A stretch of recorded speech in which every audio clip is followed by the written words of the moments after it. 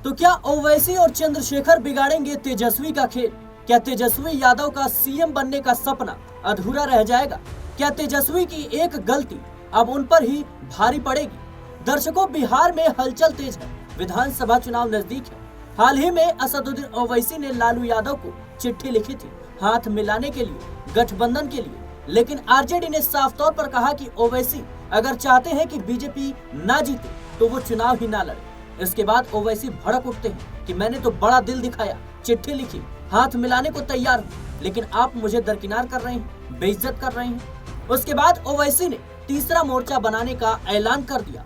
ओवैसी ने साफ तौर पर कहा कि AIM बिहार में चुनाव लड़ेगी और जरूर लड़ेगी। इसके साथ ही अब खबर आ रही है कि वो चंद्रशेखर आजाद से हाथ मिलाने को तैयार है। चंद्रशेखर आजाद की आजाद समाज पार्टी और AIM के बीच बातचीत चल रही है। चुनाव नजदीक आते ही गठबंधन हो सकता है और ये दो बड़े नेता उभरते हुए चेहरे तेजस्वी यादव का खेल बिगाड़ सकते हैं, तेजस्वी यादव का घमंड तोड़ सकते हैं। बिहार में विधानसभा चुनाव नजदीक है।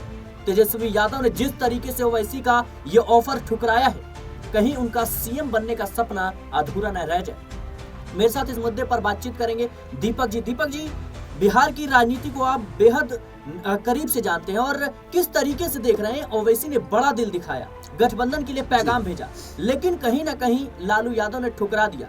क्या लगता है आपको कि अब चंद्रशेखर आजाद ओवैसी को लेकर जिस तरीके से खबर सामने आ रही कि वो गठबंधन कर सकते हैं, मुस्लिम और दलित वोट बैंक क्या खेल बिगाड़ देगा महागठबंधन का? देखिए, सवाल बहुत कहीं ना कहीं ऐसे वक्त पर नाजुक बन जाता है, क्योंकि अगर आप हालात देखें तो तीसरा मोर्चा कई राज्यों में कुछ ऐसी सरकार जो रही है उनके लिए भारी पड़ा है और जो विपक्ष सरकार बनाना चाहता था उनके लिए चुनौती बना है। जैसे कि एग्जांपल के तौर पर अगर आप दिल्ली इलेक्शन की बात करें तो वहां पर लड़ाई बीजेपी और आम आदमी पार्टी की थी। इंडिया ब्लॉक के ज्यादातर साथियों ने आम आदमी पार्टी को सपोर्ट किया, लेकिन कांग्रेस ने अपने कैंडिडेट उतार कर 5-6% वोट निकाल कर आम आदमी पार्टी को कहीं ना कहीं हार के हाशिए पर धकेल दिया। वही कारण था। और वहीं हरियाणा में अगर जाए तो वही कांग्रेस और बीजेपी की लड़ाई में आम आदमी पार्टी ने कुछ परसेंट वोट निकाल कर तीसरा मोर्चा खड़ा कर वहां पर कांग्रेस का खेल बिगाड़ दिया। अब वही बात बिहार पर भी लागू होती है। पिछली बार भी ग्रैंड डेमोक्रेटिक सेक्युलर फ्रंट यानी मायावती और ओवैसी और उसके साथ साथ उपेंद्र कुशवाहा ने मिलकर जो एक बड़ा महागठबंधन बनाया था, वो चुनाव लड़ा तो उसने करीब 18 से 19 लाख वोटरों को प्रभावित किया था, अपनी तरफ आकर्षित किया था, जिसकी वजह से वहां पर तेजस्वी का सपना बनने का, सीएम बनने का सपना जो है चकनाचूर हो गया था।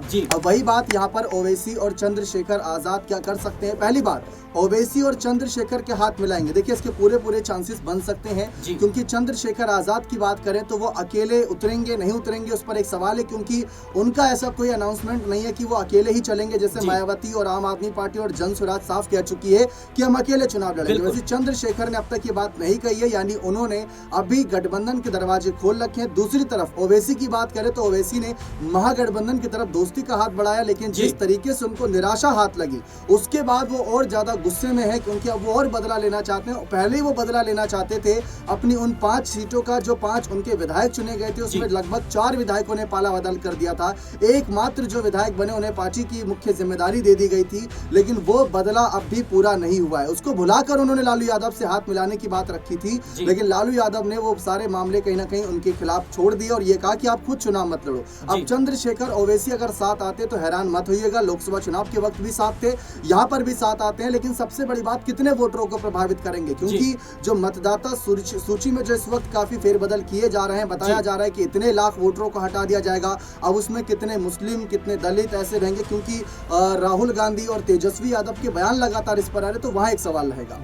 लेकिन दीपक जी, बहुत ही महत्वपूर्ण आपने बात जरूर कही कि SIR पर भी नजर होगी कि किस वोटरों का ज्यादा नाम करता है, लेकिन बड़ा सवाल यह है कि असदुद्दीन ओवैसी और चंद्रशेखर आजाद एक मुसलमानों का प्रतिनिधित्व कह सकते हैं करते हैं, दूसरा देखा जाए तो दलितों के नए नेता के तौर पर उभर रहे हैं। मुस्लिम और दलित वोटर्स क्या खेल बिगाड़ सकते हैं महागठबंधन का? क्योंकि लोकसभा चुनाव के दौरान भी देखा गया था कि अकेले मायावती ने उत्तर प्रदेश में 16 सीटों पर करीब इंडिया गठबंधन को हार का मजा चखाया था, यानी उनकी वजह से हार हुई थी, एनडीए की जीत हुई थी। कैसे देखें आप? देखिए, जिस तरीके से आपने MG फैक्टर की बात करी वो बहुत प्रभावित करता है यूपी बिहार जैसी राजनीति में। और अगर हम पिछली बार की ही बात करें तो ओवैसी और मायावती ने काफी खेल बिगाड़ा था। आप इस बात का अंदाजा लगाइए कि 20 सीटों पर चुनाव लड़े, 5 सीट जीत लिए थे, वो भी आरजेडी, कांग्रेस, बीजेपी, जेडीयू जैसी बड़ी पार्टियों का साथ तो मिला ही नहीं था। जी। तब एआईएम ने यहाँ पर 5 सीटें निकाली। अब सोचिए अगर आरजेडी का साथ मिल जाता तो शायद 20 में से ये आंकड़ा 12-15 तक भी पहुंच सकता था, लेकिन वो तो खैर नहीं हुआ। लेकिन अब जिस तरीके से ये बात ओवैसी भी जानते हैं कि अगर यही 5 को 15 तक लेकर जाना है तो लालू का साथ मिल जाता तो शायद बेहतर रहता।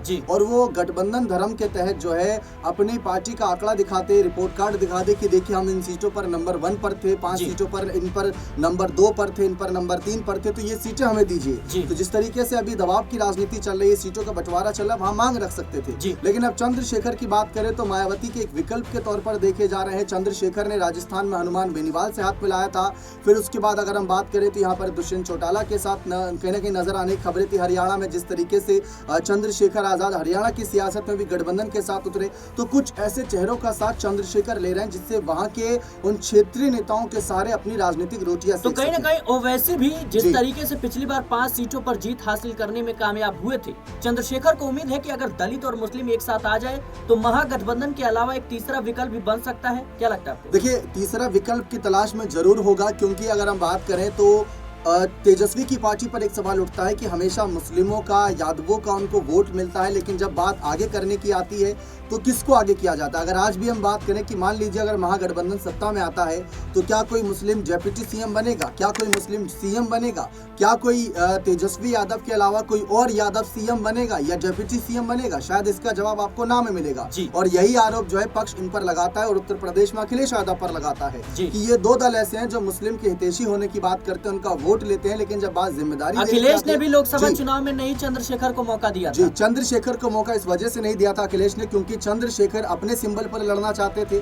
अखिलेश को पता है कि भाई ऐसे नेता जब उभरने का काम करते हैं तो ऐसे लगातार वो कहीं ना कहीं सफलता की सीढ़ी प्राप्त करते हैं। और अगर उन्हें बड़े दलों का, क्योंकि उस समय सिर्फ अखिलेश नहीं थे, प्रियंका गांधी भी चाहती थी अंदर खाने की ऐसी खबरें थी कि चंद्रशेखर को गठबंधन में शामिल कर लिया जाए, लेकिन अखिलेश को यह भरोसा था कि पीडीए यानी उसमें जो दलित फैक्टर है वो सपा के साथ खड़ा है। लेकिन शायद वहां पर वो भरोसा नगीना सीट पर वहां पर जनता ने अखिलेश यादव का घमंड चकनाचूर किया था। लेकिन चंद्रशेखर ने मेहनत भी काफी करी थी उस सीट पर और उस सीट पर लगातार बदलाव भी हुए थे, तो शायद उसी बदलाव की बयार में चंद्रशेखर को फायदा हुआ। लेकिन फिलहाल बिहार में बदलाव की बयार है या नहीं वो सवाल है। लेकिन एक छोटा सा आखिरी सवाल, तेजस्वी यादव के कितना बड़ा झटका होगा चंद्रशेखर और ओवैसी का अगर गठबंधन हो जाता है? देखिए, सिर्फ तेजस्वी के लिए ही नहीं, ये एनडीए दल के लिए भी चुनौती होगा, क्योंकि दलित वोटों पर कहीं ना कहीं एनडीए की भी नजर रहती है। चिराग पासवान, जीतन राम मांझी जैसे कुछ बड़े नामों को लगातार आगे करने की बात होती है कि वो दलितों को साधे, अन्य जातियों को साधे, जिसके जरिए वहां पर खेल बिगाड़ सके। जो मायावती और ओवैसी के साथ पिछली बार उपेंद्र कुशवाहा थे, वो भी इस समय एनडीए के साथ जुड़े हुए हैं।